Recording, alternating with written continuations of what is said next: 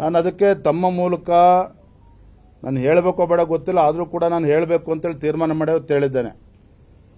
ಯಾರಿವತ್ತು ಯಡಿಯೂರಪ್ಪನವ್ರ ಬಗ್ಗೆ ಈ ರೀತಿ ಕೀಳ್ಮಟ್ಟದಲ್ಲಿ ಮಾತನಾಡ್ತಾ ಇದ್ದಾರೆ, ಅವಮಾನ ಮಾಡ್ತಾ ಇದ್ದಾರೆ, ತೇಜೋವಧೆ ಮಾಡ್ತಕ್ಕಂಥ ಕೆಲಸವನ್ನ ಕಳೆದ 1 ವರ್ಷದಿಂದ ಮಾಡ್ಕೊಂಡು ಬರ್ತಾ ಇದ್ದಾರೆ.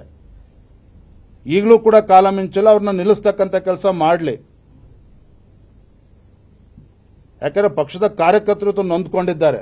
ಹಾಗಾಗಿ ಕಾರ್ಯಕರ್ತರ ಪರವಾಗಿ ಪಕ್ಷದ ಎಲ್ಲ ಹಿರಿಯ ಮುಖಂಡರು ನಾವು ವಿನಂತಿ ಮಾಡ್ತಾ ಇದ್ದೇನೆ.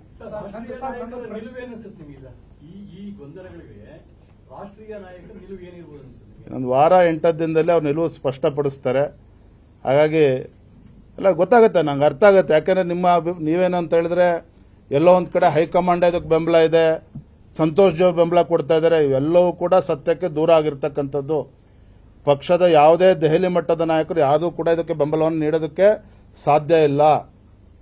ಆದರೂ ಕೂಡ ಕೆಲವು ನಿರ್ಧಾರಗಳು ಈಗಾಗಲೇ ತೆಗೆದುಕೊಳ್ಬೇಕಾಗಿತ್ತು ಅನ್ನುವ ನಿಮ್ಮ ಅಭಿಪ್ರಾಯ ಕಾರ್ಯಕರ್ತರು ಇದೆ, ಎಲ್ಲರದ್ದು ಕೂಡ ಇದೆ. ಆದರೂ ಕೂಡ ಎಲ್ಲವೂ ಕೂಡ ಬರುವಂತ 8 ದಿನಗಳಲ್ಲಿ ಎಲ್ಲದೂ ಕೂಡ ಉತ್ತರ ಸಿಗ್ತದೆ. ಅದಕ್ಕಿಂತ ಮುಂದೆ ಹೋಗೋದಿಲ್ಲ, ಎಲ್ಲವೂ ಕೂಡ ಸುಖಾಂತ್ಯ ಆಗ್ತದೆ. ನಾನು ಅದಕ್ಕೆ ತಮ್ಮ ಮೂಲಕ ನಾನು ಹೇಳಬೇಕೋ ಬೇಡ ಗೊತ್ತಿಲ್ಲ, ಆದರೂ ಕೂಡ ನಾನು ಹೇಳಬೇಕು ಅಂತೇಳಿ ತೀರ್ಮಾನ ಮಾಡಿ ಹೇಳಿದ್ದೇನೆ.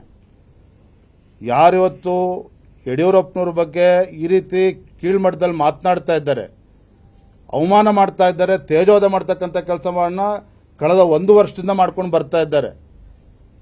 ಈಗಲೂ ಕೂಡ ಕಾಲ ಮಿಂಚಿಲ್ಲ, ಅವ್ರನ್ನ ನಿಲ್ಲಿಸ್ತಕ್ಕಂಥ ಕೆಲಸ ಮಾಡಲಿ. ಯಾಕಂದ್ರೆ ಪಕ್ಷದ ಕಾರ್ಯಕರ್ತರು ನೊಂದ್ಕೊಂಡಿದ್ದಾರೆ. ಹಾಗಾಗಿ ಕಾರ್ಯಕರ್ತರ ಪರವಾಗಿ ಪಕ್ಷದ ಎಲ್ಲ ಹಿರಿಯ ಮುಖಂಡರು ನಾವು ವಿನಂತಿ ಮಾಡ್ತಾ ಇದ್ದೇನೆ.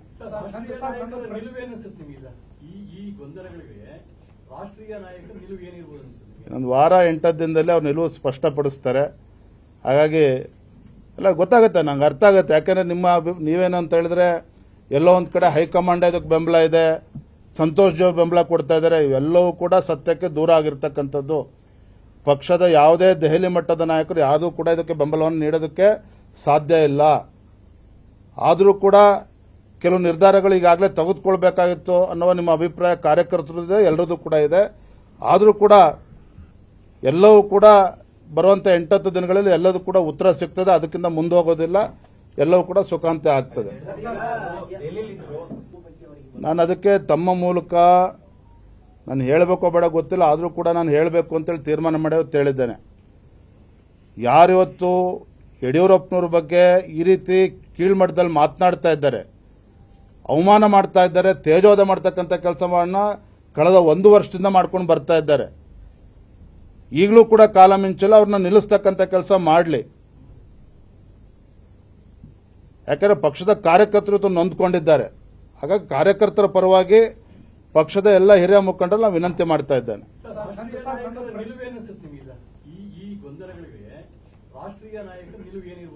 ಇನ್ನೊಂದು ವಾರ 8 ದಿನದಲ್ಲಿ ಅವ್ರ ನಿಲುವು ಸ್ಪಷ್ಟಪಡಿಸ್ತಾರೆ. ಹಾಗಾಗಿ ಎಲ್ಲ ಗೊತ್ತಾಗುತ್ತೆ, ನಂಗೆ ಅರ್ಥ ಆಗುತ್ತೆ. ಯಾಕಂದ್ರೆ ನೀವೇನು ಅಂತ ಹೇಳಿದ್ರೆ ಎಲ್ಲೋ ಒಂದು ಕಡೆ ಹೈಕಮಾಂಡ್ ಇದಕ್ಕೆ ಬೆಂಬಲ ಇದೆ, ಸಂತೋಷ್ ಜಿ ಬೆಂಬಲ ಕೊಡ್ತಾ ಇದ್ದಾರೆ. ಇವೆಲ್ಲವೂ ಕೂಡ ಸತ್ಯಕ್ಕೆ ದೂರ ಆಗಿರ್ತಕ್ಕಂಥದ್ದು. ಪಕ್ಷದ ಯಾವುದೇ ದೆಹಲಿ ಮಟ್ಟದ ನಾಯಕರು ಯಾವುದೂ ಕೂಡ ಇದಕ್ಕೆ ಬೆಂಬಲವನ್ನು ನೀಡೋದಕ್ಕೆ ಸಾಧ್ಯ ಇಲ್ಲ. ಆದರೂ ಕೂಡ ಕೆಲವು ನಿರ್ಧಾರಗಳು ಈಗಾಗಲೇ ತೆಗೆದುಕೊಳ್ಬೇಕಾಗಿತ್ತು ಅನ್ನುವ ನಿಮ್ಮ ಅಭಿಪ್ರಾಯ ಕಾರ್ಯಕರ್ತರು ಇದೆ, ಎಲ್ಲರದ್ದು ಕೂಡ ಇದೆ.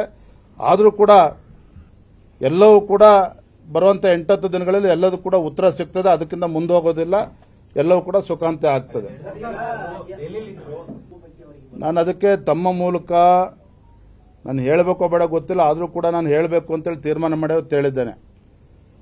ಯಾರಿವತ್ತು ಯಡಿಯೂರಪ್ಪನವ್ರ ಬಗ್ಗೆ ಈ ರೀತಿ ಕೀಳ್ಮಟ್ಟದಲ್ಲಿ ಮಾತನಾಡ್ತಾ ಇದ್ದಾರೆ, ಅವಮಾನ ಮಾಡ್ತಾ ಇದ್ದಾರೆ, ತೇಜೋವಧೆ ಮಾಡ್ತಕ್ಕಂಥ ಕೆಲಸವನ್ನ ಕಳೆದ 1 ವರ್ಷದಿಂದ ಮಾಡ್ಕೊಂಡು ಬರ್ತಾ ಇದ್ದಾರೆ. ಈಗಲೂ ಕೂಡ ಕಾಲ ಮಿಂಚಿಲ್ಲ, ಅವ್ರನ್ನ ನಿಲ್ಲಿಸ್ತಕ್ಕಂಥ ಕೆಲಸ ಮಾಡಲಿ. ಯಾಕಂದ್ರೆ ಪಕ್ಷದ ಕಾರ್ಯಕರ್ತರು ನೊಂದ್ಕೊಂಡಿದ್ದಾರೆ. ಹಾಗಾಗಿ ಕಾರ್ಯಕರ್ತರ ಪರವಾಗಿ ಪಕ್ಷದ ಎಲ್ಲ ಹಿರಿಯ ಮುಖಂಡರು ನಾವು ವಿನಂತಿ ಮಾಡ್ತಾ ಇದ್ದೇನೆ.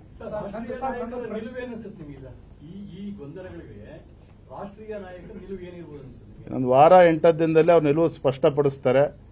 ಹಾಗಾಗಿ ಎಲ್ಲ ಗೊತ್ತಾಗುತ್ತೆ, ನಂಗೆ ಅರ್ಥ ಆಗುತ್ತೆ. ಯಾಕಂದ್ರೆ ನೀವೇನು ಅಂತ ಹೇಳಿದ್ರೆ ಎಲ್ಲೋ ಒಂದು ಕಡೆ ಹೈಕಮಾಂಡ್ ಇದಕ್ಕೆ ಬೆಂಬಲ ಇದೆ, ಸಂತೋಷ್ ಜಿ ಬೆಂಬಲ ಕೊಡ್ತಾ ಇದ್ದಾರೆ. ಇವೆಲ್ಲವೂ ಕೂಡ ಸತ್ಯಕ್ಕೆ ದೂರ ಆಗಿರ್ತಕ್ಕಂಥದ್ದು. ಪಕ್ಷದ ಯಾವುದೇ ದೆಹಲಿ ಮಟ್ಟದ ನಾಯಕರು ಯಾವುದೂ ಕೂಡ ಇದಕ್ಕೆ ಬೆಂಬಲವನ್ನು ನೀಡೋದಕ್ಕೆ ಸಾಧ್ಯ ಇಲ್ಲ.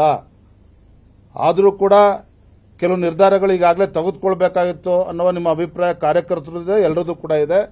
ಆದರೂ ಕೂಡ ಎಲ್ಲವೂ ಕೂಡ ಬರುವಂಥ 8-10 ದಿನಗಳಲ್ಲಿ ಎಲ್ಲದೂ ಕೂಡ ಉತ್ತರ ಸಿಗ್ತದೆ. ಅದಕ್ಕಿಂತ ಮುಂದೆ ಹೋಗೋದಿಲ್ಲ, ಎಲ್ಲವೂ ಕೂಡ ಸುಖಾಂತ್ಯ ಆಗ್ತದೆ.